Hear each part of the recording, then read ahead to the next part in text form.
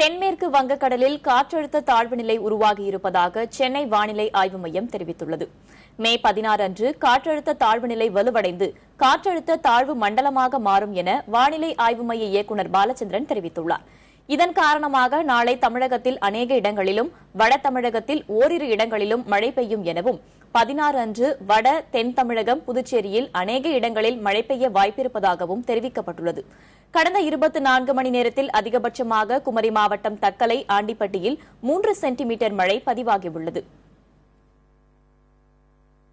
வரும் 15 மற்றும் 16 தேதிகளில் மழை எதிர்பார்க்கலாம். 15ஆம் தேதி தென் தமிழகத்தில் அநேக இடங்களிலும் வட தமிழகம் மற்றும் புதுவையில் ஓரிரு இடங்களிலும் மழை எதிர்பார்க்கலாம். 16ஆம் தேதி தமிழகம் மற்றும் புதுவையில் அநேக இடங்களில் மழைக்கான வாய்ப்பு உள்ளது. ஓரிரு இடங்களில் கனமழை பெய்யக்கூடும்.